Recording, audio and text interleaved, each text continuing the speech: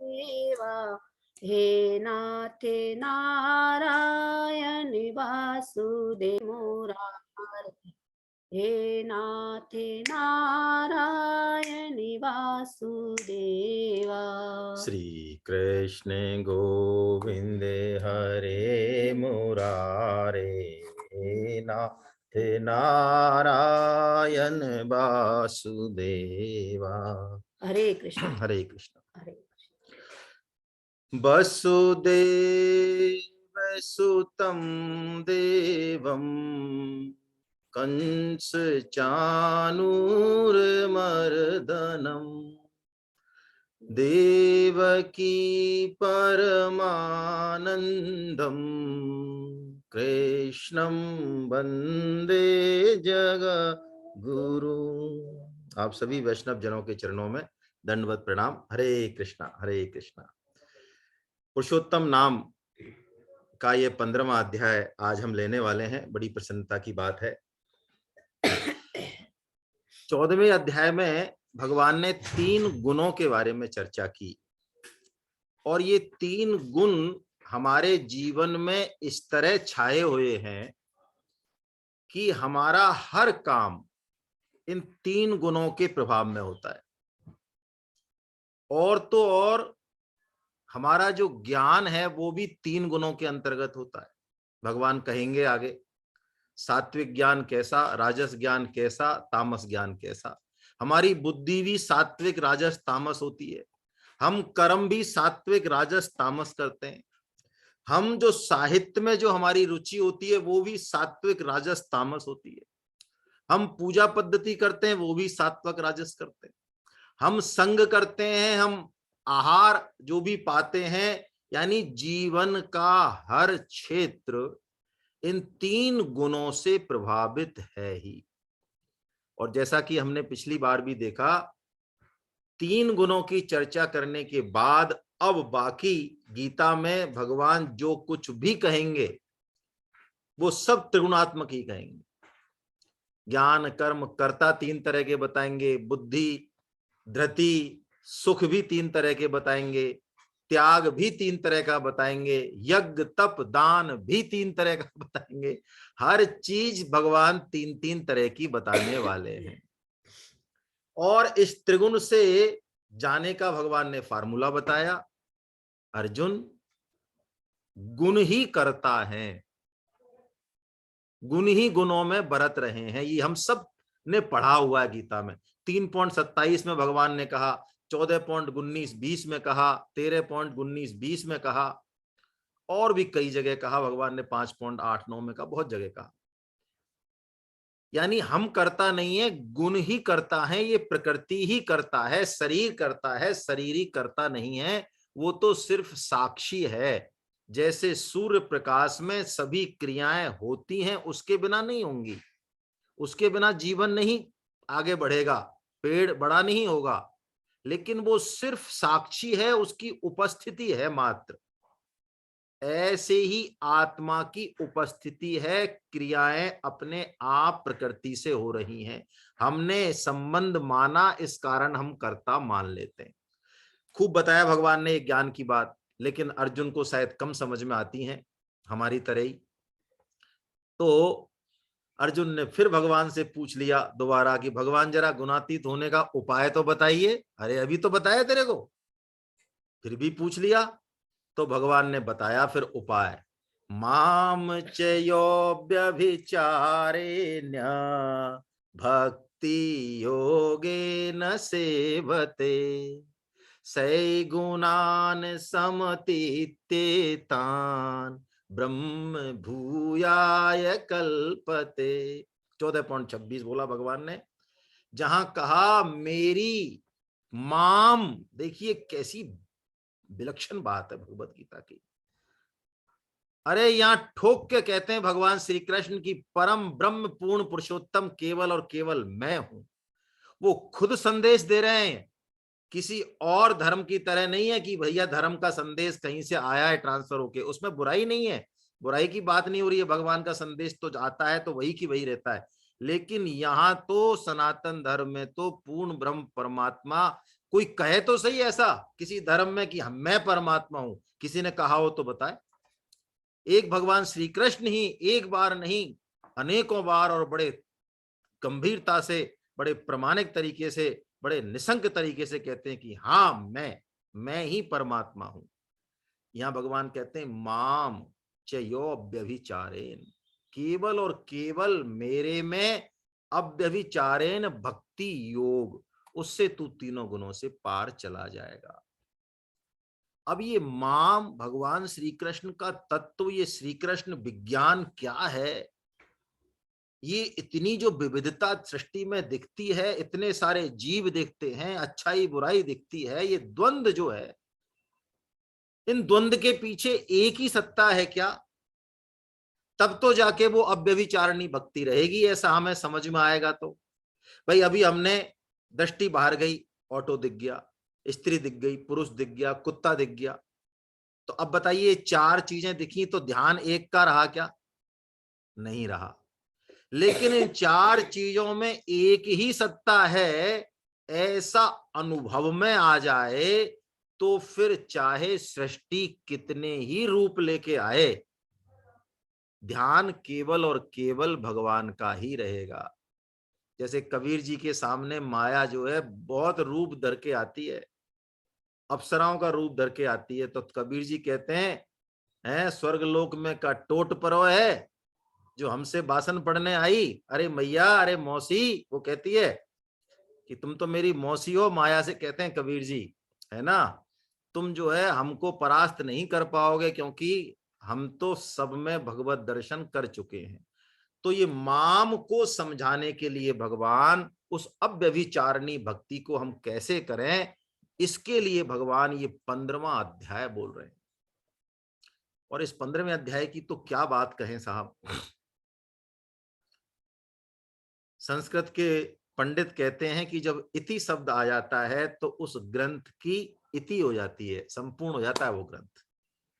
ये इति शब्द 15वें अध्याय में आ गया, इति गुह्यतमम शास्त्रम कह दिया भगवान ने लास्ट में। इसका मतलब भगवान को जो कुछ कहना था वो सब कह दिया भगवान ने, और इसीलिए भगवान ने इस अध्याय को शास्त्र की संज्ञा भी दी। देखिए शास्त्र में चार चीजें होती हैं, परम श्रद्धेय स्वामी जी महाराज बताते हैं। भगवान की चर्चा सर्वप्रथम होनी ही चाहिए, उसके बिना तो शास्त्र शास्त्र नहीं, कथा कथा नहीं, सत्संग सत्संग नहीं। चाहे कैसा भी बढ़िया अट्रैक्टिव लुक्रेटिव है, आकर्षक आपको ग्रंथ मिले, सत्संग मिले, कथा मिले, भगवान नाम की चर्चा यदि वहां 10-5 मिनट में नहीं सुनो तो पतली गली से बगल से खिसक आना। हाँ, खिसक आना, कोई जरूरत ही नहीं है जाने की, वहां झांकने की दोबारा। शास्त्र सत्संग का मतलब ही है भगवान नाम, भगवान के नाम का यश कीर्ति। तो उस भगवान का वर्णन हो, जीव का वर्णन हो, और ये जो हम चक्कर में आ गए हैं, ये जगत के में, माया के में, इसका भी वर्णन हो, और हमारा जगत से और भगवान से क्या संबंध है इसका भी वर्णन हो। आखिर हम उनके हैं कौन और वो हमारे हैं कौन। तो जो भी ये चार चीजों का वर्णन हो जाता है वही संपूर्ण शास्त्र है।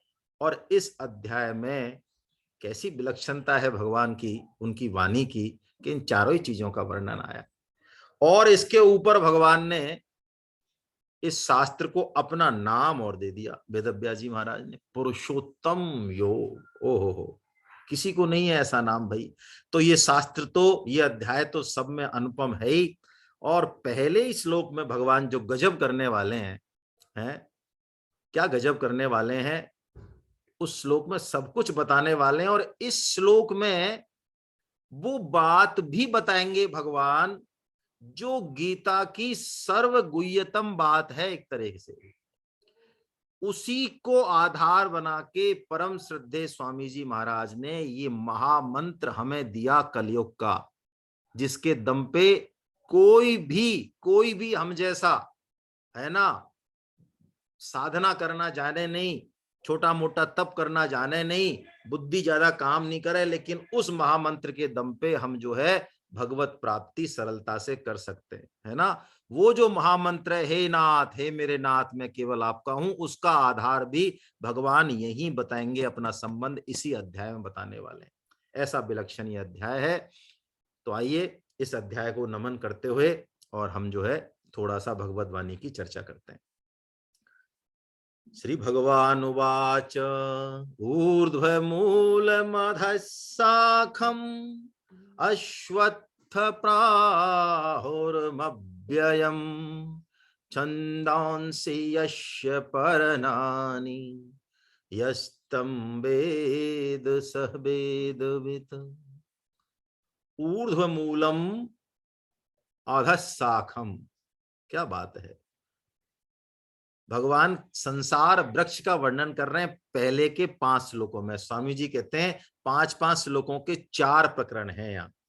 5 श्लोकों में संसार का, 5 श्लोकों में भगवान का, 5 श्लोकों में जीव का, ट्रांसफर का संबंध, ऐसे माया का, जगत का।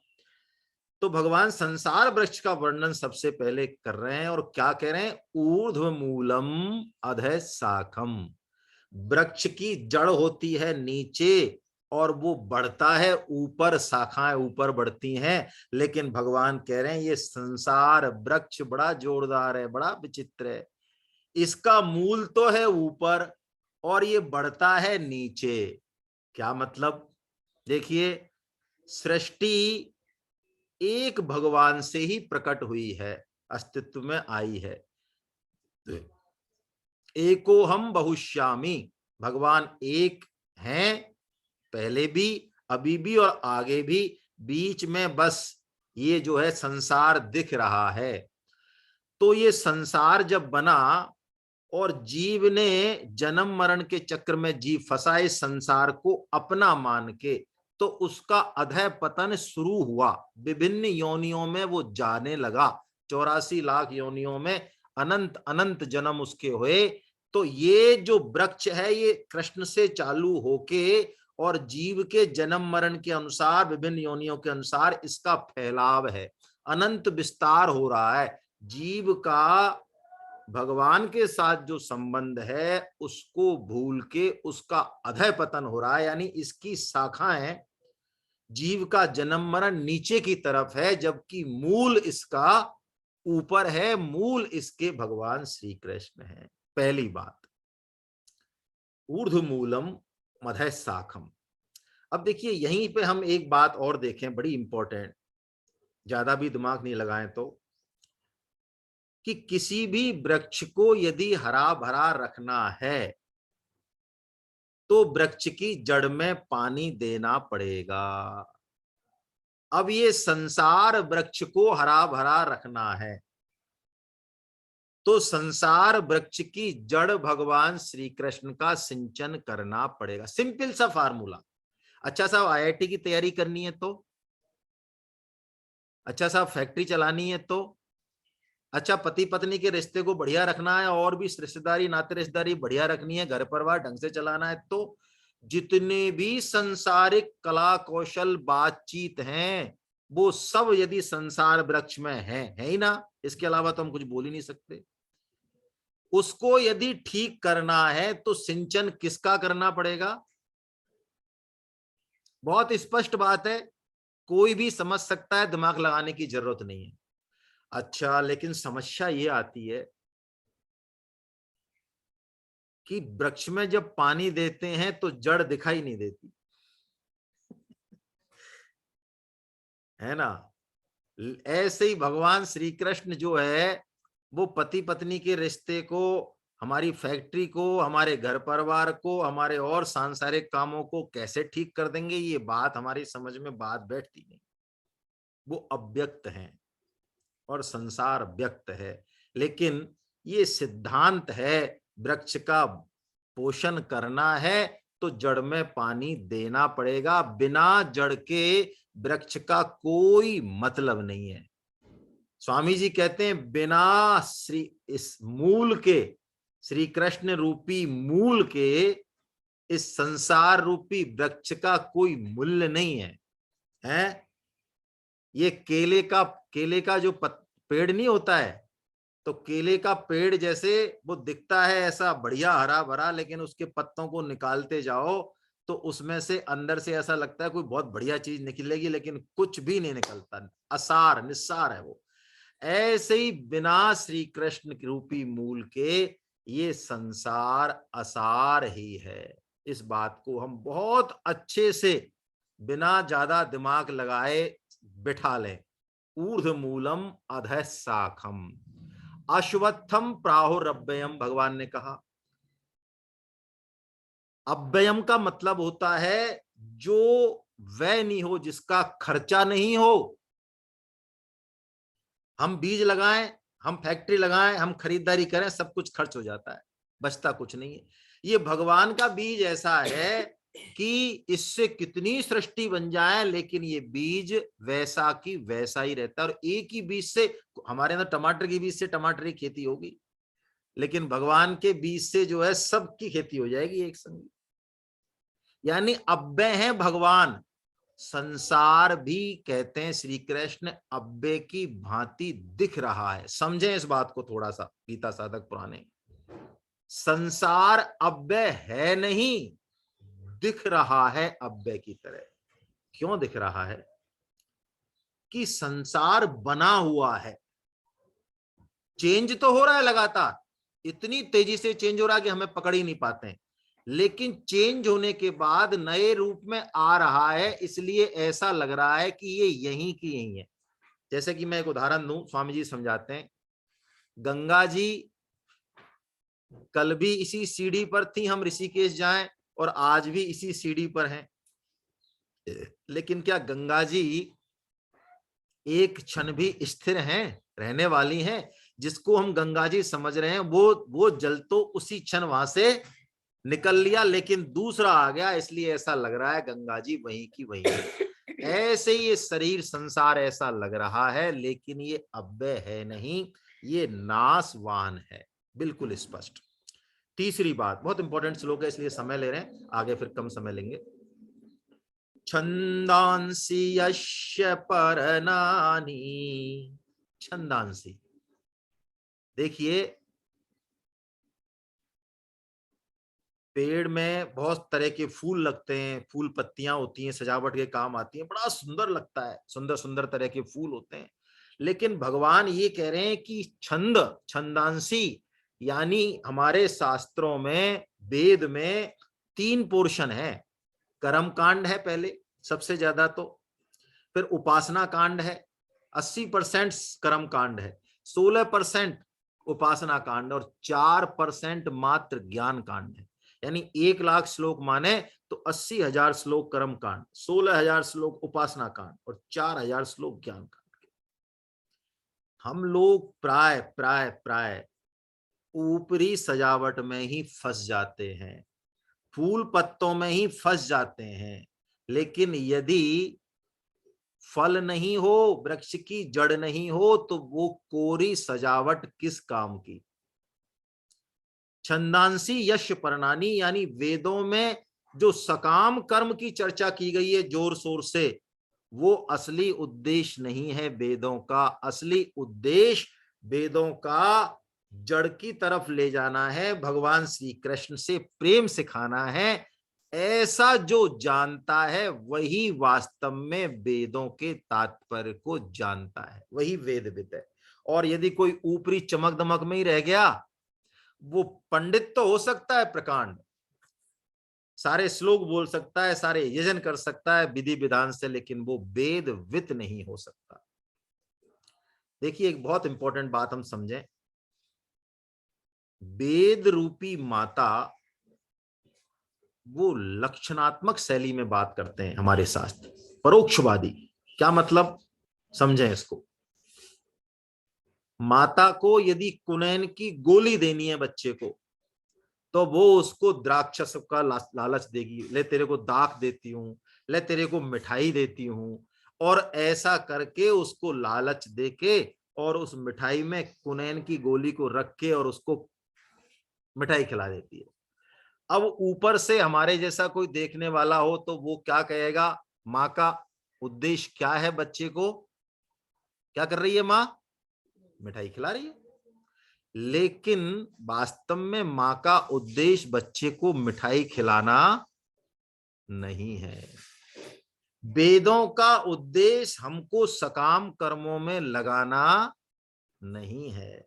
तेतम भुक्त्वा स्वर्गलोकम विशालम क्षीणे पुण्य मृत्युलोकम विशंति है। वो स्वर्गलोक में जाके तो हमारा पतन ही होगा, वो वेदों का उद्देश्य नहीं है। वेदों का उद्देश्य कुछ और है, उसको हम पकड़ें और बाहरी चमक दमक से अपने जीवन को बचाएं, सादगी लाएं।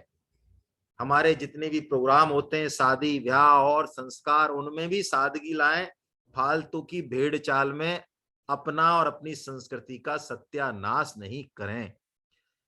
भगवान कहते हैं जो इस बात को जानता है, यस्तम वेद स वेद विता। ये बात बहुत तरीके से भगवान ने कह दी। अब देखिए, भगवान कहते हैं इस संसार में वृक्ष में हमारी आसक्ति है।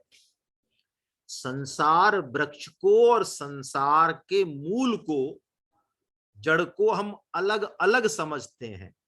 यदि हम एक समझें तो फिर कहीं कोई समस्या नहीं है, फिर तो ये संसार भगवत स्वरूप ही है। लेकिन हमारी बुद्धि अभी ऐसी नहीं है, हमारी भेद बुद्धि है। अहमता और ममता कूट कूट कर हम में भरे हुए हैं। इसलिए भगवान कहते हैं तू इस संसार वृक्ष का छेदन कर और मेरी खोज कर। क्या बात है! पूरी गीता में भगवान ने अपनी खोज की बात और कहीं नहीं कही, सिर्फ यहीं कही। क्या कहते हैं भगवान? कैसे खोज कर, वो हथियार भी बताते हैं। वो हथियार कैसा बना और कैसे संसार वृक्ष को काट, वो भगवान सारी चीजें बताते हैं। क्या कहते हैं भगवान? अश्वत्थमेनं सुविरूढ़ मूलम असंग शस्त्रेण दृढ़ेन चित्वा। 15.3 भगवान कह रहे हैं अश्वत्थम एनम, अरे ये संसार पीपल का वृक्ष है। अश्वत्थ यानी जो अस्थिर है, स्थिर नहीं है। पीपल का वृक्ष इसलिए कहा कि ये यज्ञ रूप है। पीपल का वृक्ष यज्ञ रूप है। यज्ञ की सामग्री जैसे हम पीपल की लकड़ी को काम में लेते हैं, ऐसे ही ये शरीर संसार यज्ञ करने के लिए मिला है, ये कोई आसक्ति करने के लिए नहीं मिला, ऐसा भगवान कहते हैं। तो इसकी जड़ें बहुत गहरी हैं अर्जुन। हमारे चित्त में ये कामना और वासना रूपी जो जड़ें हैं इसकी, ये बहुत गहरी हैं। तो क्या कर? असंग शस्त्रेण दृढ़ेन छित्त्वा, तू असंगता रूपी कुल्हाड़ी बना। असंगता मतलब किसी चीज में भी हमें संग नहीं करना है। लेकिन हम जो है ना बहुत तगड़े जोकर हैं, जोकर हैं। 8 तारीख को पति ने पूछा पत्नी से कि 20,000 रुपये है कहीं? अरे पैसा कठे रखा पीसा, मैं जहर खावा को पीसा को नहीं, 20,000 थे दिया कहीं, 20,000 कठे रखा। और वही 8 तारीख को, 8 नवंबर की रात को जो है एक घोषणा हुई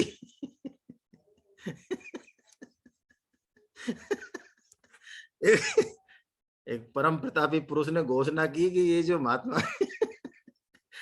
तो अगले दिन जो है, जहाँ जहर खावा को पैसा नहीं है, वो जो जहां से जो है जिस अलमारी को खोले वहीं से पैसे निकल रहे हैं उसमें से है। हमारी आसक्ति इतनी गहरी है और हम कितना ही सुन लें पढ़ लें, लेकिन हम ऐसी जोकरी करते हैं हम लोग। जिस चीज को हमें दे दो, जिस चीज को दे दो, जैसे बच्चा नहीं होता है, वो कुछ नहीं समझता है, छोटा सा हाथ है उसकी, लेकिन उसकी पकड़ इतनी मजबूत है, उसको कुछ भी दे दो उसको खट पकड़ लेता है, छोड़ेगा और नहीं।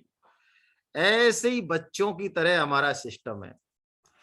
शरीर दिया, संपत्ति दी, पद दिया, धन दिया, मान दिया, संबंधी दिए, माता पिता दिए, पति, जो कुछ दिया सबको जो है पकड़ के, और मजाल है जो है हम अपने मन से छोड़े। छूटेगा तो सही।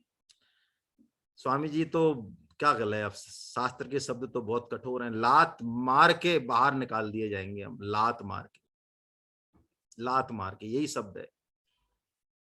और अगला घर कौन सा होगा? घर मतलब वो कौन सी योनि होगी?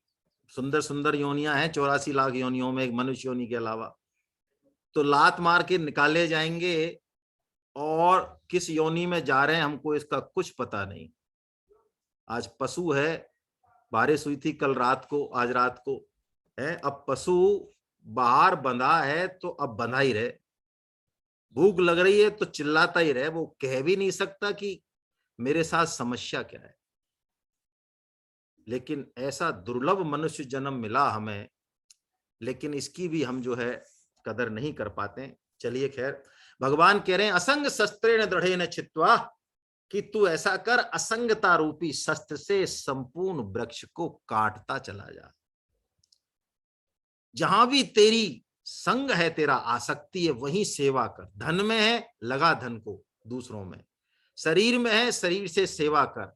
जिस संबंध में है, पुत्र में, पति में, पत्नी में, उसकी सेवा कर, निष्काम निष्काम। और यदि ऐसा भाव बना लिया तो भगवान जो है प्रतिकूल परिस्थिति भेजेंगे। फिर जो आसक्ति हम नहीं काट पाते हैं, वो प्रतिकूल परिस्थिति कटवा देती है। जिस पुत्र में आसक्ति नहीं छोड़ी जाती, 20-20 साल सत्संग करने के बाद भी, वो पुत्र जब अपने ओरिजिनल स्वरूप में आता है तो उसका नाम लेना भी हम पसंद नहीं करते हैं। उससे आसक्ति वासक्ति सब धरी रह जाती है? ऐसे ही जिस धन को हम किसी को बताना नहीं चाहें, इनकम टैक्स का छापा पड़े तो वही धन जो छिपा हुआ है सूटकेस में, वो हमारे गले का फंदा पड़ जाता है। उस समय ऐसा लगता है सूटकेस को कोई ले जाए तो प्राण बचे। भैया किसका है कि हमारा नहीं है, बिल्कुल हमारा तो ये है ही नहीं। तो ये आसक्ति, ये सब टेम्परेरी है। शास्त्र चीख चीख के कह रहा है सब स्वार्थ के संबंध है। इसको हम थोड़ा सा पहचाने और अपने संबंधों में जो दायित्व है उसका पालन करें। भगवान कह रहे हैं द्वंद्वेर विमुक्ता सुख दुख संगैर, द्वंद्व से दूर हो जा अर्जुन। द्वंद्व का मतलब लक्ष्य स्पष्ट हो जाए जीवन का। ये द्वंद्व साधना के अंत में जाता है, बिल्कुल अंत में जाता है। 5-5 साल 10-10 साल सत्संग करने के बाद भी ये द्वंद्व दिमाग में चुपके से आ जाता है कि अरे यार, ये जो गीता में भगवान कह रहे हैं ये सही है या वास्तव में कुछ है? ये सब ऐसा होता है जैसा भगवान कह रहे हैं, या ये हमको जो संसार का दिख रहा है, सुख भोग दिख रहा है, ये सही है ना? ये संसार में जिनकी तूती बोल रही है वो तो गीता का नाम नहीं ले रहे हैं। ये तो इतने सफल लोग हैं, हम कहाँ इनके चक्कर में पड़ गए गीता बीता वालों के, इन्होंने हमारा भविष्य खराब कर दिया। ऐसी दिमाग में बात बहुत समय बाद भी आ जाती है। द्वंद्व का मतलब है बिल्कुल स्पष्ट एकदम कि जीवन जो बचा है भगवान श्री कृष्ण के समर्पित है, सुख भोगने के लिए नहीं, है ना, दुख भोगने के लिए नहीं। बस भगवान कहते हैं ऐसा करके और तू जो है फिर मेरे परम धाम को प्राप्त हो जाएगा अर्जुन। वो परम धाम कौन सा परम धाम? भगवान कहते हैं जिसको सूर्य चंद्रमा भी प्रकाशित नहीं करते। अरे सूर्य चंद्रमा को भी जो प्रकाश मिलता है वो तो उस धाम से मिलता है, मुझसे मिलता है। और देखिए यहां भगवान ने, निर्विशेषवादी मुझे माफ करें, उनकी बात अपनी जगह सही है, लेकिन ज्ञान की जब कुछ ज्यादा प्रगाढ़ता हो जाती है दिमाग में, और कम से कम हमारे जैसे पढ़े लिखे लोग तो सबसे पहले वो यही कहते हैं ना ना, कोई धाम वाम ऐसा होता थोड़ी है भगवान का, कोई धाम नहीं होता। भगवान सर्वत्र हैं, कन कन में हैं, उनका कोई एक स्वर्ग लोक है, उनका कोई ब्रह्मलोक है। ऐसी ये सब गप्प गोष्टियां। अच्छा आपका तो घर है ना कोई? हाँ हमारा तो एक स्पेशल घर है, उस पर हमने नाम भी लिखा रखा है, नेम प्लेट भी लगा रखी है। भगवान को कोई जरूरत नहीं है, भगवान को कोई जरूरत नहीं है। ऐसा हुआ एक बार, ये भागवत कथा में नहीं आते हैं तो भागवत कथा करने वाले तो मेन जजमान भी वो आते हैं, पंडित, और 8-10 पंडित और भी आते हैं। आजकल पंडितों का टोटा है, अच्छे पंडितों का, तो कई तरह की भर्ती होती है। तो एक पढ़ा लिखा पंडित था उन 8-10 की टीम में, तो मेन जो पंडित थे वो पूछे भैया संध्या बंदन कर लिया? 8:30 बजे उठे, वो जल्दी उठे उनके हिसाब से, कर लिया संध्या बंदन? हमारा मानसिक चलता रहता है, हम तो 24 घंटे जो है एकदम भगवान श्री कृष्ण से हमारा एकदम अटूट संबंध है। संध्या बदन सब जब सब मानसिक चलता रहता है हमारा। अच्छा चलिए ठीक है। 12 बज गए, 1 बज गए। पंडित जी ने सोचा आज क्या बात है भाई, घंटी नहीं लगी, कोई खाने की घंटी नहीं लगी, आज बुलाने नहीं आया कोई। तो आखिर में उनसे रहा नहीं गया, फिर बाहर आए वो मुख पंडित जी से पूछा, महाराज आज, उन्होंने कहा आज सबने मानसिक जो है भोजन कर लिया है।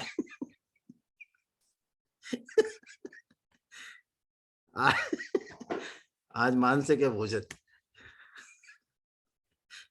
तो भगवान का जो है सब कुछ ऐसे ही है, बस भगवान कह रहे हैं, है ना, बिल्कुल स्पष्ट कह रहे हैं, न तद भाषयते सूर्यो न शशांको न पावका यद गत्वा न निवर्तन्ते तद्धाम परमं मम। हे अर्जुन, वो मेरा परम धाम ऐसा है। और तू कैसा है अर्जुन, तू कैसा है, वो तो मेरा परम धाम है। और तेरा परमानेंट एड्रेस कौन सा है, ये वाला एड्रेस है कि इंद्रप्रस्थ वाला प्रेजेंट वाला? नहीं, ममैवांसो जीव लोके जीव भूता सनातना मनः षष्ठानि इंद्रियाणि प्रकृति स्थानि कर्षति। अरे अर्जुन, तेरा भी परमानेंट एड्रेस वही है जो मेरा है? मेरा भी वही है क्या? हाँ, तू राजा का बेटा है, लेकिन तू 35 रुपए कमा के थ्योरी ऑफ कर्म पढ़ के कर्म सिद्धांत को बलिहारी जाके कर्म सिद्धांत पे जो कुछ होता है सब कर्म से होता है। सूर्य चंद्रमा भी कर्म से ही बनते हैं, ये प्राण भी कर्म से ही चलता है, मुझे ये मौका भी कर्म से ही मिलता है। ऐसा तू कर्म पे बलिहारी होके 35 रुपए की दिहाड़ी मजदूरी कर रहा है। तू राजा का बेटा होके दिहाड़ी मजदूर बना हुआ है।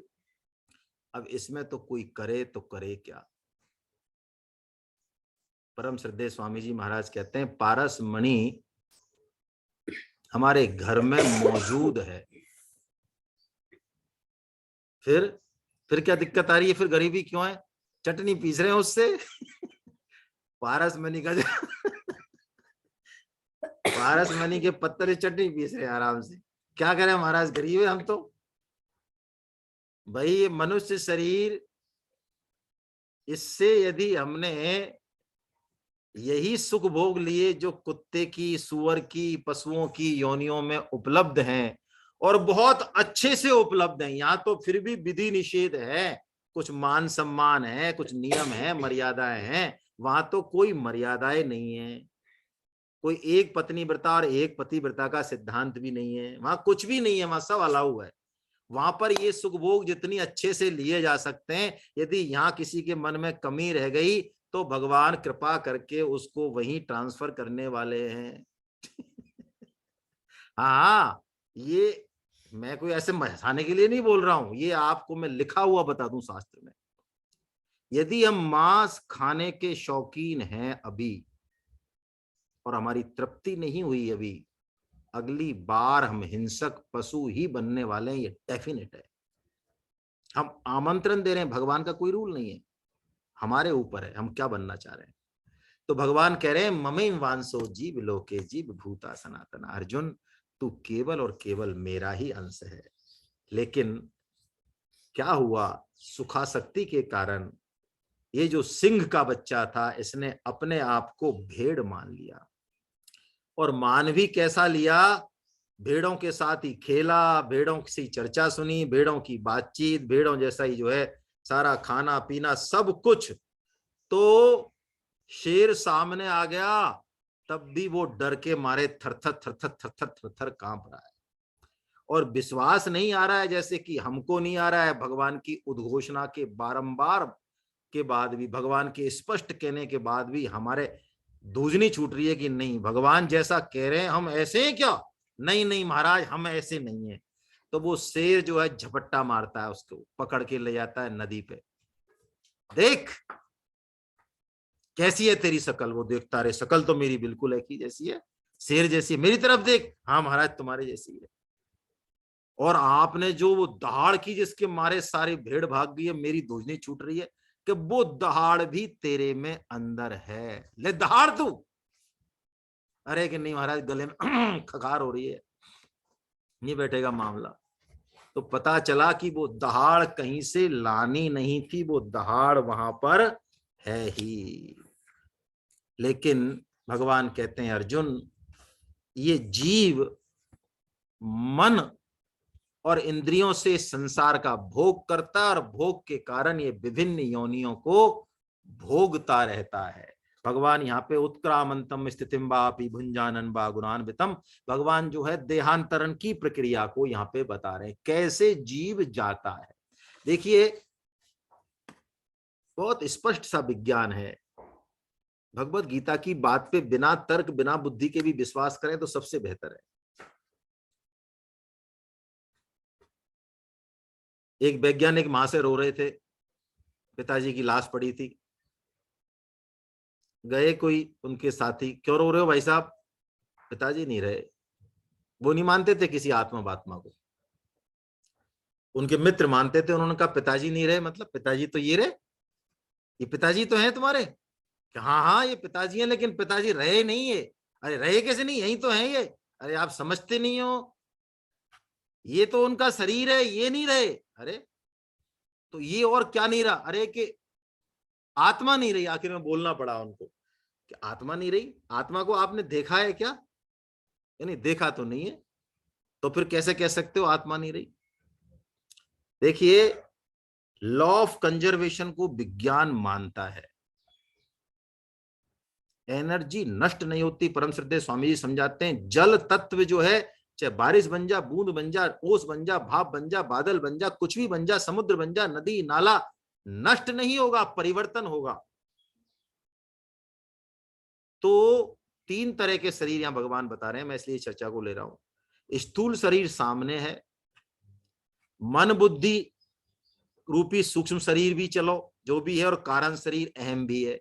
लेकिन इन सबको प्रकाश देने वाला वो चेतना, वो एनर्जी, उसी भाषा में बात करें यदि आत्मा नहीं बोले तो, वो कहां गई? नष्ट तो हो नहीं सकती, तो परिवर्तित ही होगी। और वो चिप है, वो ऐसा संस्कार है, ये कारण शरीर, इसमें सब कुछ जो हमने किया इस जन्म में और पहले के जन्म में, उनका जो संस्कार अंश है वो रहता है। इसलिए आप देखते होंगे कई साधक, मुझे जोशी साहब दिखाई दे रहे हैं, शिवलाल जी, इसलिए इनका नाम ले रहा हूं, इतने जो है सरल हृदय और ईमानदार अफसर हैं कि हम लोग 10 बार गीता पढ़ें तब भी शायद हमारा हृदय इतना स्वच्छ, इतनी विनम्रता हम में नहीं आ सकती जितनी कि इनमें बिना गीता पढ़े ही हो सकती है। इसका मतलब इस जन्म में नहीं पड़ी तो क्या है, पहले के इनके कई जन्मों के संस्कार इस तरह के हैं। इसलिए स्वभाव को बहुत प्रबल माना गया है। आसानी से स्वभाव बदलता नहीं, हाँ बदल सकता है हम दृढ़ निश्चय करें तो। लेकिन आप देखते होंगे कई लोग जन्म से ही गीता रामायण भागवत में बड़ा रुचि रखते हैं, उनकी बुद्धि बड़ी शार्प होती है, उसमें मन लगता है। कई लोग कितना ही वातावरण हो फिर भी जो है नहीं ज्यादा दिमाग लगाते, नहीं उधर रहते। ये सब इसी का चक्कर है। भगवान कह रहे हैं अर्जुन, ये इस तरह से ये जीव अनंत योनियों में घूमता रहता है, घूमता रहता है, घूमता रहता है। अब भगवान विभूति योग बता रहे हैं। पहले तो जड़ बता दिया, जड़ यानी मूल रूप तो यही है पकड़ने की कि संसार में चाहे कितनी विविधताएं हो, ये संसार वृक्ष में फूल पत्ती, छोटी शाखा बड़ी शाखा, तना बना, जो कुछ दिख रहा है सब एक मूल से ही है, यानी सब में भगवत तत्व ही है। देवी देवता भी भगवान के ही अंश हैं। देव दिज गुरु प्राज्ञ पूजनम, भगवान कहेंगे आगे। कोई ये नहीं कहे देवताओं की पूजन की मना करती है गीता, नहीं, बिल्कुल नहीं। गीता तो प्रकृति की पूजा बताती है, पेड़ पत्थर की पूजा बताती है, सबकी कण कण की पूजा बताती है। तो देवता तो बहुत श्रेष्ठ हैं, लेकिन देवताओं की पूजा अंश भाव से करें, अंशी भाव से नहीं करें। देवता भगवान ही हैं, वही सब कुछ देने वाले हैं, ये भेद बुद्धि से पूजा की तो पतन हो जाएगा। लेकिन देवता भगवान के मैनेजर हैं, प्रतिनिधि हैं, भगवान की शक्ति ही उनमें भास रही है। जड़ भगवान हैं, वो कुछ आगे हैं, फूल पत्ती वगैरह, तो फिर देव पूजन में कोई समस्या नहीं। ऐसा कह के भगवान बताते हैं अर्जुन, चंद्रमा में तेज भी मैं हूं, अग्नि का तेज भी मैं हूं, और इस संपूर्ण पृथ्वी को धारण भी मैं ही रखता हूं। वैज्ञानिकों से पूछा कि 3/4 जल है और पृथ्वी इतनी भारी है, इसको कैसे ये पृथ्वी जल में टिकी हुई है? कोई जवाब नहीं है, और जवाब भी होगा तो एक आधा अधूरा सा होगा, उसके आगे बहुत कुछ बाकी है। लेकिन आप श्रीमद् भागवतम पढ़ें, भगवान ने बराह अवतार लिया। बराही क्यों लिया? ब्रह्मा जी को सृष्टि रचनी थी, पृथ्वी दशातल में पड़ी हुई थी नीचे। ब्रह्मा जी ने कहा महाराज सृष्टि फिर किधर तो रहेंगे लोग, वहां किधर मकान बनाएंगे, पृथ्वी तो है ही नहीं। तो पृथ्वी यानी गंध, गंध तत्व से है पृथ्वी। आप ये पूरा सिस्टम है, ये कोई ऐसा नहीं है। आप श्रीमद् भागवतम में बहुत विस्तार से बताया है कैसे जो है आकाश शब्द से आकाश बनता है और सारे पंच महाभूत बनते हैं। हमारा दिमाग झंझना उठेगा यदि हम देखें उसको, और वैज्ञानिक उसको आज सच मान रहे हैं, पहुंच रहे हैं धीरे धीरे। पहले तो नहीं मानते थे, अब मान रहे हैं। शब्द से आकाश कैसे बनता है, आकाश से जो है वायु कैसे बनती है, ये विज्ञान अब मान रहा है, हमारे ऋषि मुनियों ने पहले ही लिख दिया। तो पृथ्वी गंध तत्व है, गंध से बनी है। तो बराह भगवान ने बराह रूप लिया। भगवान ने क्यों? कि सुअर जो होता है उसका नथुना है ना, वो गंध में सबसे तीव्र होता है। तो गंध से, सुअर नथुने से उन्होंने उस पृथ्वी को खोज लिया और अपने सींगों पर रख के ले आए, और ऊपर जल में आके, जल में कैसे टिके? तो अपने खुरों से उसको हल्का सा जो है अपना स्तंभन शक्ति दी और पृथ्वी को टिका के, और फिर चले गए लड़ने उससे, हिरण्याक्ष से, कि आजा भैया आप बात करते तेरे से। तो भगवान कहते हैं कि इस पृथ्वी को टिकाने वाला भी मैं हूं। और ये जो जठराग्नि है, जो भोजन को पचाती है, वो भी मैं ही हूं। तो हम जैसे भोजन भट्ट तो कम से कम भोजन की याद करते ही और जठराग्नि को याद करते ही भगवान की याद तो कर लें। भगवान वहां भी मौजूद हैं, बैठे हुए हैं। और भगवान सबसे इंपॉर्टेंट बात कहते हैं अर्जुन, और तो मैं क्या कहूं, सर्वस्य चाहम हृदि सन्निविष्टो मत्तै स्मृतिर्ज्ञानमपोहनञ्च वेदैश्च सर्वैरहमेव वेद्यो वेदांतर्गत वेद विदेव चाहम। वेदांत कृत वेद विदेव चाहम। अर्जुन, अरे वेदों को जानने वाला भी मैं हूं। वेदों के द्वारा जिस तत्व को जाने जाता है वो तत्व भी मैं ही हूं, और उस तत्व का निर्णय करने वाला भी मैं हूं। और तो क्या बताऊं, मत्त स्मृति ज्ञानम अपोहनम च, सब कुछ मैं ही हूं, स्मृति भी मेरे से ही है। अपोहन, अपोहन वैसे विस्मृति को बोलते हैं। परम श्रद्धेय स्वामी जी महाराज ने यहाँ संशय आदि दोषों का नाश बताया। भगवान कहते हैं वो भी मेरे से ही हैं, और संपूर्ण प्राणियों के हृदय में केवल और केवल मैं ही बैठा हुआ हूं। सर्वस्य चाहम हृदय सन्निविष्टे, ऐसा भगवान ने कहा। तो ऐसा समझ के, और हम इस चीज को देख लें बहुत अच्छे से कि केवल और केवल भगवान में हमारी दृष्टि रहे, फिर कोई दिक्कत नहीं है। फिर छोटे से छोटा काम भी करेंगे तो पूजा है। और भगवान की प्राप्ति का उद्देश्य नहीं तो बड़े से बड़ा सत्कर्म, दक्ष से बड़ा और यज्ञ हम क्या करेंगे, जिसमें देवता से शरीर विराजमान थे। हम यज्ञ करते हैं तो अग्निदेव को बुलाते हैं, आते हैं क्या? आते हैं, अग्नि रूप में आते हैं, साक्षात आते हैं क्या? नहीं आते, ले जाते हैं वो अपनी आप, अग्निदेव पहुंचा देती है वहां पे। ऋषि मुनि जिनके हम जो है मंत्रों को बोलते हैं, क्या वो हैं वहां पे हमारे यज्ञ में कि साहब ये फलाने जो ये मंत्र की बोल रहे हैं, हम ये गायत्री मंत्र बोल रहे हैं? ये दक्ष के यज्ञ में ऋषि दृष्टार, जो मंत्र दृष्टार ऋषि थे वो सब मौजूद, जिन जिनके मंत्र हैं, देवता सारे मौजूद। ऐसा महान यज्ञ था वो प्रजापति। लेकिन भगवान शंकर से विमुख होने के कारण उस यज्ञ से सर्वनाश हो गया, दक्ष का भी और यज्ञ करने कराने वालों का भी। दक्ष का सिर कट गया, बकरे का सिर लग गया। लेकिन बकरे का सिर लग गया, मैं बोलना, बोल नहीं सकते। लेकिन देखिए, उसी बकरे के सिर से जब भगवान के प्रति महत बुद्धि हुई तो उसी यज्ञ में फिर भगवान जो है श्री हरि स्वयं प्रकट हो गए। तो मूल बात हम समझें, ये अध्याय इस मूल बात को समझने के लिए ही है कि हमने यदि दुनिया भर का ज्ञान ले लिया, सारे वेद पढ़ लिए, लेकिन तत्व नहीं जाना, तो खरश्च वाही चंदनम कहा हमको शास्त्रों ने। कैसे गधे हैं हम? बहुत बढ़िया वाले गधे हैं। अच्छा, बढ़िया वाले? हाँ, क्यों? हमारी पीठ पर जो है चंदन लदा हुआ है। वाह साहब वाह। हैं, सारी गीता याद है, संस्कृत के श्लोक याद है। खरश्च वाही चंदनम, हैं तो हम गधे ही खर, लेकिन चंदन को लादे हुए, कोई फायदा नहीं है, हैं? षडंगादि वेदो मुखे शास्त्र विद्या कवित्वादि गद्यम सुपद्यम करोति यशोदा किशोरे मनोवेन लग्नम ततः किम ततः किम ततः किम ततः किम। यशोदा किशोरे मनोवेना लग्नम। इस मन का, इस दिल का, इस हृदय का यदि हमने यशोदा के किशोर से लगन नहीं किया, उससे कांटा नहीं बढ़ाया हमने, तो फिर चाहे हमने कुछ भी कर लिया, कुछ से कुछ भी कर लिया इस जीवन में, ततः किम ततः किम ततः किम ततः किम। शास्त्र तो कह रहा, अरे तूने क्या किया, तूने क्या किया है, तूने क्या किया? कुछ नहीं किया। मतलब पिक्चर गाना है ना, कौन सा, क्या किया क्या किया, ऐसे पिक्चर गाना है कोई, कुछ नहीं किया कहने का मतलब कुछ भी नहीं किया है? अब भगवान एक बहुत बढ़िया बात, अंतिम बात बताने वाले हैं। देखो, गीता में सिद्ध साधक हर स्तर के श्लोक है।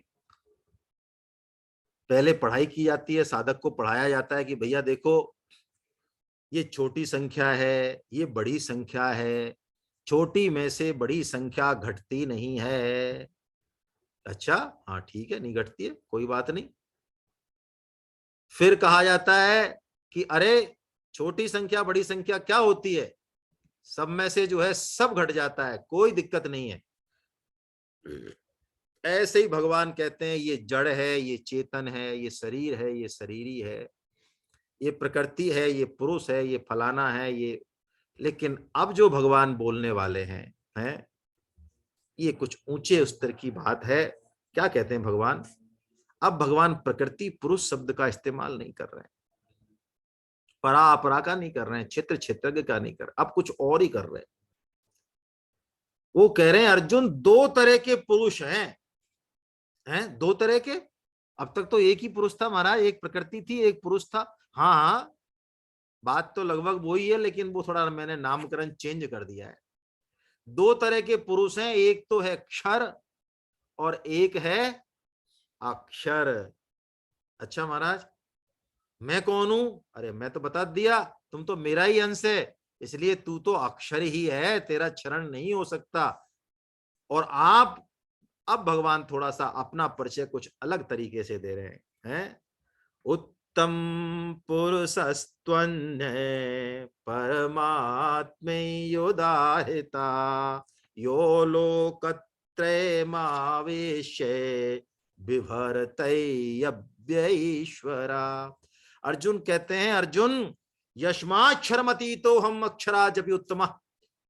मैं अक्षर से तो अतीत हूं और अक्षर से उत्तम हूं। अरे मैं तो पुरुषोत्तम हूं अर्जुन, पुरुषोत्तम हूं। इसलिए देखिए, ये निर्विशेषवादी निर्गुणवादी जो अपने आप को ब्रह्म मान लेते हैं और कहते हैं हम में और भगवान में कोई फर्क नहीं है। ठीक है, यदि गुण धर्म की साधर्मता देखी जाए तब तो नहीं है, लेकिन भगवान ने यहां अक्षर से भी अपने आप को उत्तम कहा। जीव कभी भी श्री कृष्ण नहीं हो सकता, इस बात को वैष्णव तो अपने हृदय में धारण करते, वो कभी भी भगवान से बराबरी नहीं करते। जीवेर स्वरूप है नित्य कृष्ण दासा, है ना। कृष्णेर तटस्था शक्ति भेदा भेद प्रकाश। ऐसा चैतन्य महाप्रभु ने कहा, मानो सारे शास्त्र को निचोड़ के रख दिया चैतन्य महाप्रभु जी ने। इसी में ही सारे दर्शन आ गए। अब षड दर्शन आ गया इसमें, षड दर्शन में जो बात नहीं है वो इसमें आ गई है। जीवेर स्वरूप हाय नित्य कृष्ण दासा, बंगाली में है। वो तो भगवान का नित्य दास है, कोई आजकल का नहीं है कि नौकरी छूट गई हो लॉकडाउन में और नहीं रहा हो। अरे कितने जन्म ले ले, इसका पहला और अंतिम उद्देश्य सेवा, सेवा और सेवा। किसी को कोई भी योग समझ में नहीं आए तो वो सिर्फ सेवा, सेवा और सेवा, तीनों योग और तीनों योगों के जो मठाधीश हैं भगवान श्री कृष्ण स्वयं, उसकी मुट्ठी में आ जाएंगे। इस सेवा में ऐसा बल है। और ये भगवान हमारे पीछे पीछे पीछे पीछे पीछे पीछे क्यों घूमते हैं? ये सेवा करने वाले जो भक्त हैं ना, और हर भक्त की सेवा करने का एक स्टाइल होता है, एक रस अलग होता है। जैसे हर माता बहन की रसोई का पदार्थ वही है, लेकिन रसोई यदि बनाएगी तो पहले के लोग पता कर देते थे, अच्छा भाई आज इसने बनाई है क्या रोटी, या इसने बनाई है क्या सब्जी, अरे गेहूं बोई है, आलू टमाटर बोई है, तुम्हें पता कैसे लग गया? सबका एक अलग सिस्टम होता है। ऐसे ही हर जीव का भगवान से एक अलग संबंध है, यूनिक जिसे कहते हैं ना। हमको अपने ही वही सेवा भगवान को देनी है, उसी सेवा के लिए तो भगवान ने एक जो है हमारा क्रिएशन है। तो भगवान कहते हैं अर्जुन मैं पुरुषोत्तम हूं, जीवेर स्वरूप है और तू मेरा नित्य दास है। और हम तटस्था शक्ति, तटस्था मतलब पावर दे दी भगवान ने, चाहे तो संसार की तरफ चलें, चाहे तो भगवान की तरफ चलें। और भेदा भेद प्रकाशा, यानी भेद भी है और अभेद भी है भगवान से, है ना। ऐसा भगवान अपने स्वरूप का वर्णन कहते हैं। अर्जुन जो इस तत्व को समझ लेता है, इस तत्व को, फिर क्या करता है भगवान ने उसकी कसौटी दी कि फिर वो यो माम असमूढ़ हो, असमूढ़ यानी द्वंद्व नहीं रहे, फिर उसके इतना सा भी द्वंद्व नहीं रहेगा, असमूढ़ हो जाएगा, वो सम्मूढ़ नहीं रहेगा, मूढ़ नहीं रहेगा, मूर्ख राज नहीं रहेगा, कहने का मतलब है ना, मूढ़ से मतलब। तो भगवान कहते हैं वो जो मेरे को ऐसा समझ जाएगा, मेरे को खुद को, इस संबंध को, फिर ये सर्वविद भजति माम सर्व भावेन भारता।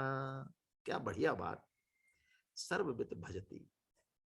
लोग कहते हैं हम गीता कैसे पढ़ें, हम तो जो है परोपकार के काम कर रहे हैं, देश का काम कर रहे हैं, हम फलाना काम कर रहे हैं, ढीकना काम कर रहे हैं। अरे हम कोई सा भी काम कर रहे हैं, जो मूल कोर में है वही ये तत्व ही है गीता का। जैसे जड़ से सारी चीजें निकली हैं, ऐसे इस तत्व से सब कुछ निकला है। भगवान वही सूत्र दे रहे, सर्ववित भजती सर्व भावेन। क्या बात है, दोनों बात कही भगवान ने। हर भाव में, यदि कोई, मुझे जीएमएल गुप्ता साहब के दर्शन हो रहे हैं, अब आप कहेंगे आप नाम ले लेते हैं, लेकिन मेरे को सामने दिख जाते तो मेरे को बोलना पड़ता है फिर, हैं। हमें लगता होगा ये ना तो गीता पढ़ते हैं ना माला करते हैं, बस ये तो क्या है, अपनी पत्नी की, जो कि बहुत वृद्ध हैं, बीमार रहती है, उनकी सेवा में लगे हुए हैं, बड़े प्रसन्न रहते हैं। देखो आप कितने पत्नी के ये सेवक हैं, ऐसा हमारे दिमाग में आ सकता है, ये पुरुषवादी अहम ऐसा सोच सकता है। लेकिन अब ये तो भगवान ही जाने कि ग्रस्त संतों के भीतर जो है चलता क्या है। वो सर्व भावेन सर्वविद भजन भगवान का उनका चलता है। और हम मूड जो है एक चश्मा लगा के, एक 2x2 का हम देते हैं, हमारे चश्मे के हिसाब से भक्ति होनी चाहिए थी यार आपकी। अच्छा आप संत हैं, अच्छा किससे आए आप? हम तो साहब उससे आए, फ्लाइट से। अरे फिर तुम संत हो ही नहीं सकते। अच्छा आपने पहन क्या रखा है? अच्छा जोशी जी ने कोट पैंट। अरे कोट पैंट, तुम्हारा संत का क्या लेना देना है, कोट पैंट वालों का संत से क्या लेना देना है भाई। ऐसे चश्मा हमने फिट कर रखे हैं। भगवान कहते हैं सर्ववित सर्व भावेन। गीता का साधक जैसे जैसे ऊंचाइयां चढ़ेगा, ये तत्व उसके जीवन में उतरेगा। और इस तत्व को जरूरी नहीं है हर कोई जान ले, जो उस लेवल का है वही जान पाएगा कि ये सब कुछ करते हुए, घर गृहस्थी फैक्ट्री सब में रमते हुए, रमन करते हुए इनका भजन जारी है। ऐसा जो है ये भाव भगवान गीता में ये मंत्र दे रहे हैं और कह रहे हैं इति गुह्यतमं शास्त्रम इदं मुक्तमया नघा। हे निष्पाप अर्जुन, मैंने तेरे को अब जो कुछ कहना था वो सब कुछ कह दिया, सब कुछ कह दिया है।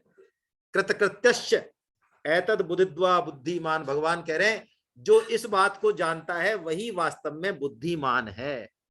और उसने जो इस बात को जान गया, उसने जो कुछ करना था वो कर लिया, जो प्राप्त करना था वो प्राप्त कर लिया, सब कुछ कर लिया उसने। उसको अब कुछ भी जानना और प्राप्त करना जो है वो बाकी नहीं रहा, है ना।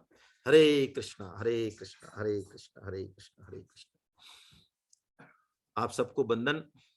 अब हम लोग थोड़ा प्रश्न उत्तर ले लेते हैं। प्रश्न उत्तर बहुत जरूरी हैं। किसी के मन में कोई शंका समाधान हो, कोई टिप्पणी हो तो वो आप कर सकते हैं। सोम ये बेटा एक मिनट देखना, ये वो बगल में वो चला गया इसका, आ जाएगा। ये तो हटा दे, यहाँ से आना तो था, ये भी हटा। साइड में चाहिए आपको? हाँ ये साइड में लिस्ट चाहिए। आ गई आ गई। हरे कृष्णा हरे कृष्णा। केदारनाथ गुप्ता साहब जी को मैं अनम्यूट कर रहा हूँ। केदारनाथ गुप्ता साहब जी एक सेकंड जरा, एक सेकंड सर, आप पता नहीं क्यों नहीं अनम्यूट हो पा रहे हैं, आप अनम्यूट नहीं हो पा रहे हैं। चलिए अब करिए, आप अपने आप को अनम्यूट कीजिए। केदारनाथ गुप्ता साहब आप बोल पा रहे हैं? चलिए मैं महावीर बंसल साहब को अनम्यूट कर रहा हूं।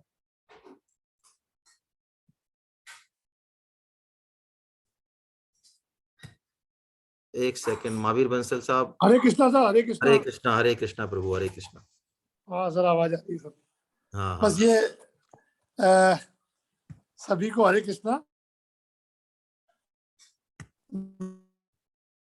मेरा तो बस ये कहना है, अगले दिन हमारे चल रहे हैं गीता में, हम लोग लगे हैं अधिक से अधिक लोगों की क्लास को गीता क्लास से जोड़ें, जिससे कि मनुष्य जीवन का जो उद्देश्य है, जिसके लिए मनुष्य जीवन मिला है, जिसकी चर्चा अभी हमने की, वो हम नित्य सत्संग करें, नित्य निरंतर लगे रहें उसमें, काम में, भगवान के काम में लगे रहें, सब काम को भगवान का समझ के करें, तो वो भाव तभी बना रहेगा। सदैव के लिए वो भाव बना रहे, वो तभी संभव है जब हम स्वयं निरंतर उससे जुड़े रहें, किसी न किसी रूप में जुड़े रहें। तो बस आप यदि जुड़े रहना, सदैव जुड़ा रहना चाहते हैं, तो आप अपना भी रजिस्ट्रेशन करें और अपने मित्रों का, साथियों का रजिस्ट्रेशन भी कराएं क्लास के लिए, जिससे कि वो भी भगवत गीता के भावों को समझें और मनुष्य जीवन को सफल बनाएं। ये मेरा निवेदन था सर। बहुत हरे बढ़िया, कृष्णा। बहुत अच्छा है। अब देखो आज कुछ ऐसा मेरा मन हो रहा है कहने का कि इस बार तो हम लोग जो भगवत गीता जीवन संगीत है वो कुछ अपग्रेडेड फॉर्म में आपको देंगे और अच्छा बन के आएगी वो आपके पास। उसमें काफी थोड़ा करेक्शन किए जा रहे हैं, लेकिन शायद ये लास्ट है। इसके बाद जो है कुछ सुझाव इस तरह से दिए गए हैं कि भाई इसके प्रचार प्रसार करने के लिए किसी अच्छे पब्लिशर से इसको छपवाया जाए। तो अच्छे पब्लिशर तो उनका तो जो है दिमाग इसमें चलता है। तो इसकी कॉस्ट जो अभी हमको 150 रुपए में मिल रही है, ये इसकी कॉस्ट 500 रुपए से ऊपर रख रहे हैं वो पब्लिशर, वो ही रख रहे हैं। हमें कुछ नहीं मिलने वाला, लेकिन हम तो प्रचार के उद्देश्य से उनसे शायद एग्रीमेंट करेंगे।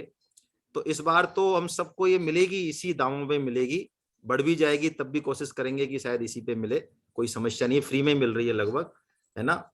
अगली बार फिर क्लास के लिए जैसा महावीर जी से डिस्कस हुआ, निर्णय तो लेंगे, थोड़ी और एक छोटी किताब जो है मूल रूप से जिसको कि क्लास में पढ़ाया जाएगा वो निकाल देंगे, है।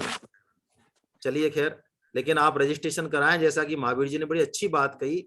यदि हमको हर समय इस भाव में रहना है, हर समय इस भाव में रहना है तो हम रजिस्ट्रेशन कराएं। मैं मंजू जी से निवेदन कर रहा हूं, अपने आप को अनम्यूट करें। बहुत पुरानी साधिका है और उन्होंने खूब रजिस्ट्रेशन कराए।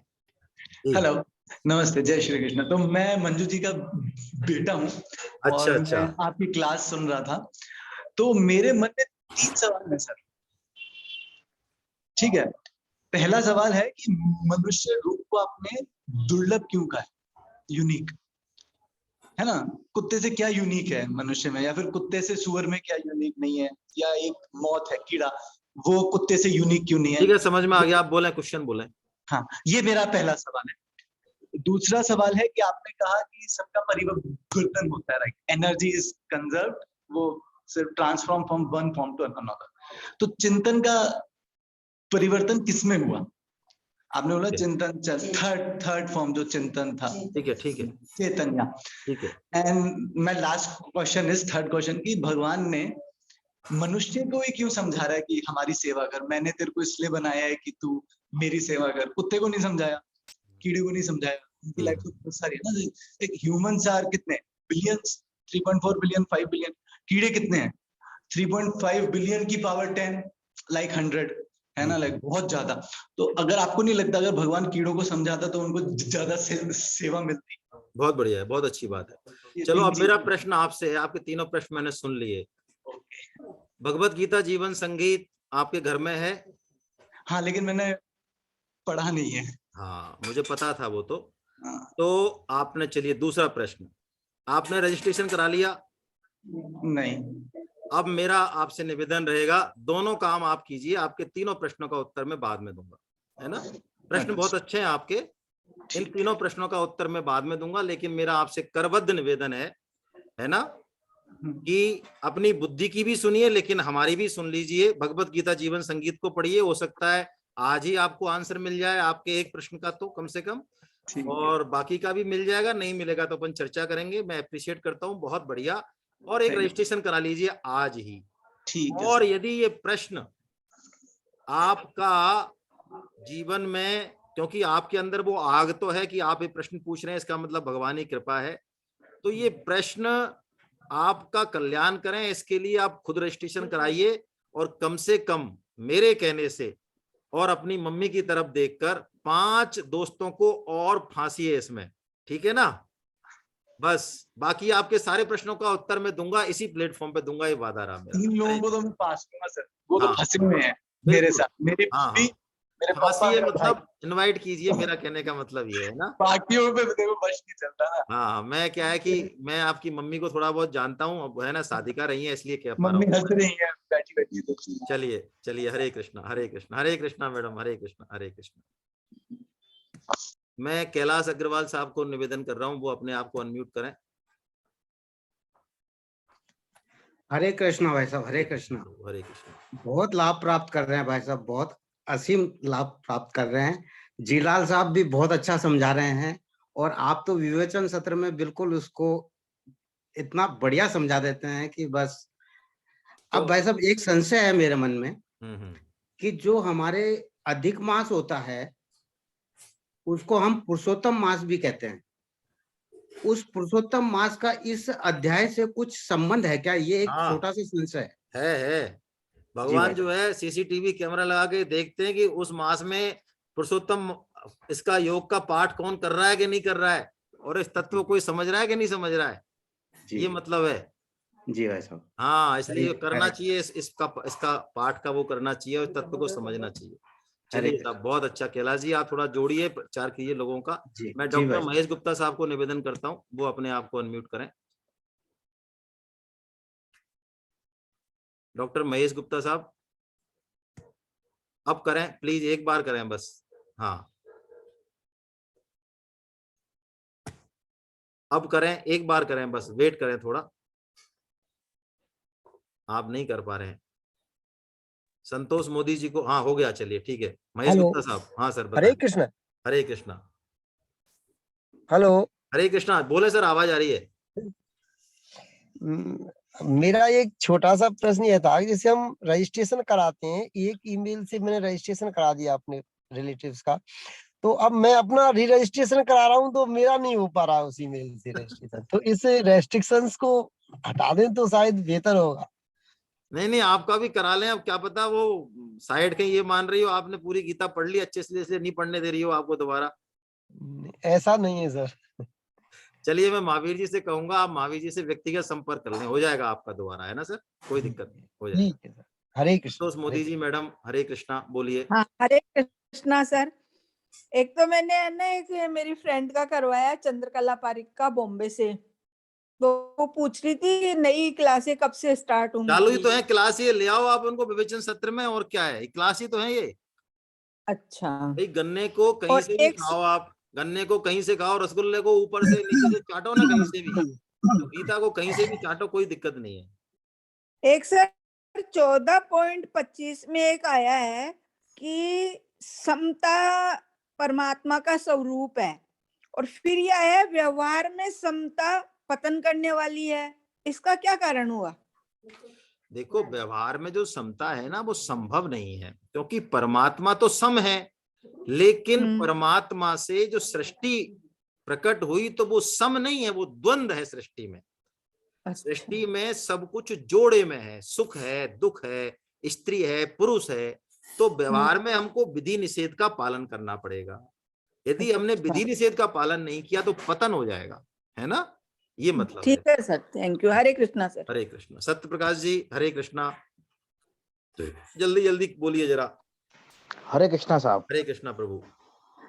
सर मेरा निवेदन ये था कि अध्याय 15 में जो पुरुषोत्तम योग है, हालांकि हमारे रामचरितमानस रामायण में भगवान श्री राम जी को पुरुषोत्तम, मर्यादा पुरुषोत्तम राम के संज्ञा दी है, तो यहाँ पर जो भगवान श्री कृष्ण को अर्जुन को जो समझा रहे हैं पुरुषोत्तम योग, इसका साहब थोड़ा सा मुझे बता दीजिए कि मतलब किस तरह से समझा रहा है कि पुरुषोत्तम योग में आपको करना है, थोड़ा सा। देखो सब कुछ भगवान ही है, संसार में जब जड़ ही भगवान है, इसका मतलब इस संसार में भगवान के अलावा और कोई सार तत्व नहीं है, यही पुरुषोत्तम योग है। और भगवान श्री राम के आप भक्त हैं, तो भगवान श्री राम जो है और श्री कृष्ण में कोई फर्क थोड़ी ही है।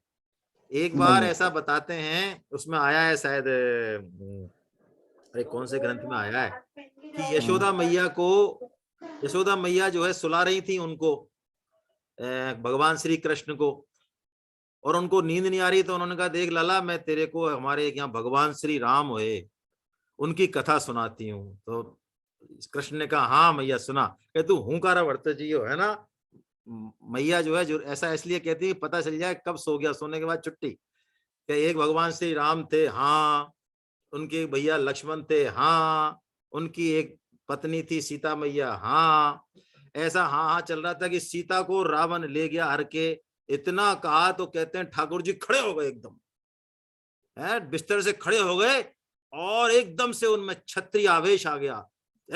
सौमित्र धनुर पानी, लक्ष्मण जरा मेरा धनुर्वाण लेके आ, मैं देखूं रावण ने हाथ भी कैसे लगा दिया।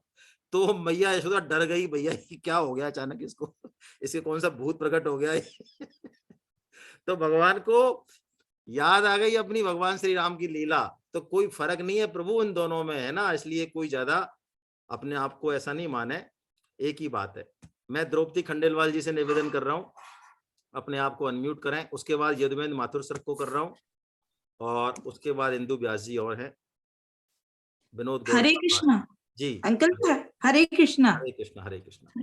अंकल जी बहुत अच्छा लगता है, ये क्लासें चल रही हैं, मैं तो ये विनती करती हूँ कि रोज आधा घंटा की ये और जोड़े जाए, जिससे हमें हम लोग जल्दी ही अगले वीक से, आपने अच्छा कहा, जल्दी ही भक्तमाल शुरू कर रहे हैं, है ना, और शायद सप्ताह में 2 दिन करेंगे, बहुत जल्दी करेंगे। और अब आपने तो पूछ लिया, मैं आपसे पूछूं आपने कितने रजिस्ट्रेशन कराए वो बताओ पहले। मैंने अंकल जी बोला है, 3-4 महिलाओं से बोला है, वो सब क्या है सुंदरकांड में जुड़ी हुई है। हाँ, तो कोई दिक्कत नहीं है, उनको जो है यहाँ लाओ, विवेचन सत्य में पीछे पढ़ो, सुंदरकांड भी करें और ये भी करें, वो है ना, ठीक सिर्फ आनंद ही नहीं लें, भगवान का काम भी करना है ना, ये बहुत जरूरी है। मैं यदुवेंद्र माथुर सर को निवेदन करूंगा। जी सर। नमस्कार नमस्कार। मेरा सौभाग्य है कि वीरभान अजवानी जी ने, शरद जी, आपसे एक तरह से ये इसके निमित्त संपर्क करा दिया। मैंने रजिस्टर कर लिया है, और पूरे कोर्स के लिए वो मुझे बताया जा रहा है कि मेरा सेशन अप्रैल से स्टार्ट होगा, लेकिन उन्होंने लिंक, मैं बहुत उत्सुक हूँ अप्रैल आने की, लेकिन फिर उन्होंने कहा कि नहीं, अभी भी शरद जी कभी कभी आते हैं, तो आप पूरा लाभ अभी से ले सकते हैं। तो आज मैं थोड़े समय के लिए जुड़ पाया, लेकिन शरद जी बहुत उत्सुक हूँ पूरा रस लेने के लिए। लेकिन जैसा अभी आपने कहा ना, गन्ना कहीं से भी खाओ, लड्डू कहीं से खाओ, तो बहुत अच्छा लगा आज का, बहुत अच्छा। नहीं, बहुत ही आपकी कृपा है सर। वास्तव में आपने देखो, आपके ऊपर भगवान की कृपा है, आप समझ पा रहे हैं। यदि आप शुरू से भगवत गीता को पढ़ेंगे तो उसका एक मधोशी अलग होगी। एक बीच में से ही जब इतनी अच्छी लग रही है तो शुरू से पढ़ने पे तो बहुत आनंद आने वाला है। और आपकी ये जिज्ञासा जो है, भगवान आपका जो है सबका, हम सबका कल्याण करें, ये जिज्ञासा कल्याण करेगी। मैंने 1995 में जब मैं भीलवाड़ा कलेक्टर था जी, तब मैंने कोई 1 साल एक गुरुजी आते थे और मैंने पूरे साल भर में कोई लगा 12 महीना अच्छा, तो और मैंने पूरी गीता तब पढ़ी। और तो 1994-95 के बाद गीता को मैंने लग के नहीं पढ़ा। अब मैं रिटायर हो गया हूँ, तो अब वापस से आपके साथ पूरी तरह से जो मैं तो आपके नाम से अब पहचाना हूँ सर। मैं ऐसे तो नहीं पहचान पा रहा हूँ, लेकिन अब मैं आपके नाम से पहचाना हूँ। हरे कृष्ण। नहीं, हम लोग सब एक ही, हम लोग सब भाई हैं। हरे कृष्ण। बहुत बहुत आप हमारे गुरु हैं। हरे कृष्ण। अरे नहीं, ऐसा नहीं। इंदु व्यास जी को मैं निवेदन कर रहा हूँ, वो कृपया अपने आप को अनम्यूट करें। हरे कृष्णा सर।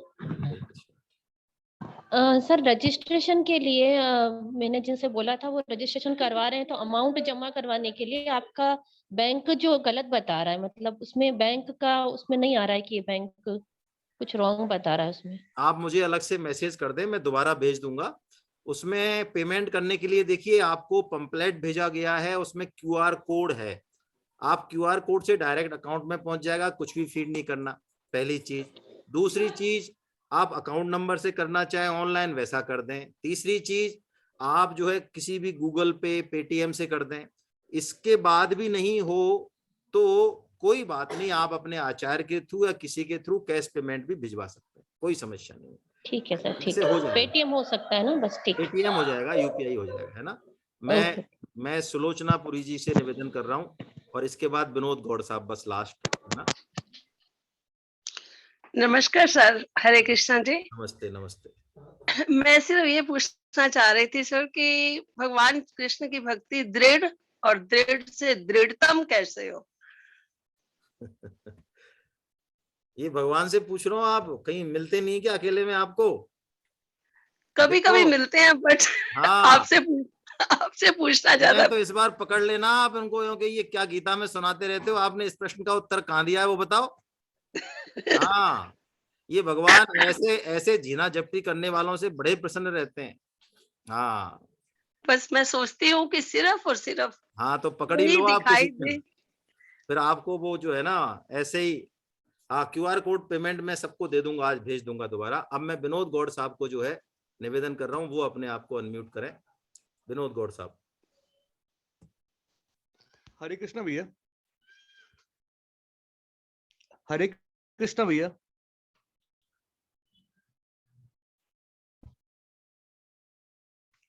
हरे कृष्णा भैया, आवाज नहीं आ रही है।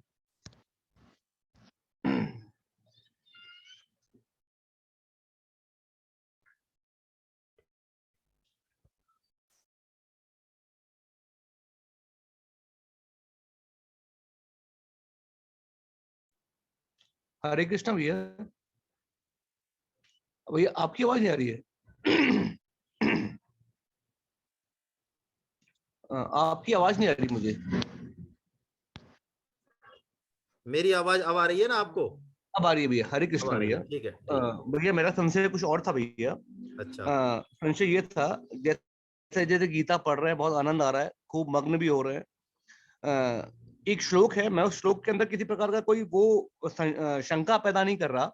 मैं सिर्फ, मेरी शंका ये है, यदा यदा ही धर्मस्य ग्लानिर्भवति भारत, जब जब धर्म की हानि होगी, अधर्म का वास होगा, तब तब भगवान प्रकट होंगे। वो सब ठीक है भैया, लेकिन जो अधर्म का वास होगा, ठीक है, धर्म की हानि, मतलब धर्म की हानि हो सकती है क्या भैया? मतलब धर्म तो लाभ हानि इन सब। बहुत अच्छी बात है। देखिए, धर्म जो है ना वो शाश्वत तत्व है। अब जैसे मैं आपको बताऊं, तुलसीदास जी महाराज एक बहुत अच्छा एग्जाम्पल देते हैं। कलयुग में बहुत सारे कूट धर्म, मूढ़ धर्म प्रचलित हो जाते हैं। किस तरह से हो जाते हैं उनका आप एग्जाम्पल देखिए, आपको समझ में आएगा धर्म की हानि का मतलब क्या है। कि जब बारिश होती है तो पहले गांवों में जाने के लिए पगडंडियां नहीं होती थी। तो पगडंडियां जब होती थी तो बारिश से वो तृण पल्लव जो है इस तरह से आते हैं कि वो पगडंडियां ढक जाती हैं। तो जब तक आपको उस रास्ते का बहुत अच्छे से अभ्यास नहीं है, आप उस पगडंडी का उपयोग नहीं कर सकते। ऐसे ही कलयुग में नए नए कूट धर्म पैदा हो जाते हैं, और जो असली धर्म बताने वाले हैं वो भी कम हो जाते हैं, समझने वाले भी कम हो जाते हैं। ये धर्म की हानि है। वास्तव में धर्म तत्व कहीं नष्ट हो जाता हो ऐसा मतलब नहीं है, है ना। और उस धर्म की पुनर्स्थापना के लिए, पुनर्स्थापना कहें या संस्थापना कहें, भगवान ने जो कहा, तब भगवान जो है जब जैसी जरूरत होती है वैसा अवतार लेके आते हैं। लेकिन भगवान ही सब कुछ करने वाले हैं, भगवान ही सब कुछ करने वाले हैं। हमें भी यदि उसमें थोड़ा बहुत कुछ करने का मौका मिल रहा है और इसी से हमारा कल्याण हो रहा हो, तो इससे और बढ़िया बात क्या है? गोवर्धन पर्वत तो भगवान ही उठाने वाले हैं, लेकिन हमें भी लाठी लगाने का सौभाग्य मिल रहा है और उसी से हमारी पार पड़ रही है। इससे सुंदर बात, इससे ज्यादा भगवानी करुणा और क्या हो सकती है। इसलिए हम भी राष्ट्र चेतना के लिए, धर्म चेतना के लिए जहां हैं, जिस सामर्थ्य में हैं, वहीं से काम अवश्य अवश्य करें। सामर्थ्य रहते हुए काम नहीं करना, ये बहुत बड़ा दोष है ना, ये बहुत बड़ा दोष है। चलिए, मेरे ख्याल से विनोद गौड़ साहब की आवाज की कुछ समस्या है। जी भैया, जी भैया। हरे कृष्णा भैया, हरे कृष्णा। हरे कृष्णा। गोविंद जय जय, गोपाल जय जय, जय जय गोपाल जय जय, राधा रमन हरि गोविंद जय जय, राधा रमन हरि गोविंद जय जय, गोविंद जय जय, गोपाल जय जय, गोविंद जय जय गोपाल जय जय, राधा रमण हरि गोविंद जय जय, राधा रमन हरि गोविंद जय जय, राधा रमण हरि गोविंद जय जय, राधा रमन हरि गोविंद जय जय, नाम संकीर्तनम यस्य नाम संकीर्तनम यस्य सर्व पाप प्रणाशनम, सर्व पाप प्रणाशनम, प्रणामो दुःख समनस्तं नमामि हरिं परम। प्रणामो दुःख समनस्तं नमामि हरिं परम। बोलो वृंदावन बिहारी लाल की, जय, बोलो बांके बिहारी लाल की, जय, बोलो राधा गोविंद सरकार की, जय, अर्जुन के सखा भगवान श्री कृष्ण की, जय, मीरा के गिरधर नागर की, जय, सूर के घनश्याम की, जय, ब्रजभानुसुता राधा रानी की, जय, मर्यादा पुरुषोत्तम भगवान श्री राम की, जय, जानकी माता की, जय, गौ माता की, जय, धरती माता की, जय, साधक संजीवनी की, जय, श्रीमद् भागवत महापुराण की, जय, सब संतों की, जय, सब भक्तों की, जय, अनंत कोटि वैष्णव वृंद की, जय, आज के आनंद की जय। हरि बोल, हरि बोल। हरे आप सभी वैष्णव जनों के चरणों में मेरा वंदन। हम फिर मिलते हैं अगले शनिवार को। हरे कृष्णा, हरे कृष्णा, हरे कृष्णा, हरे कृष्णा।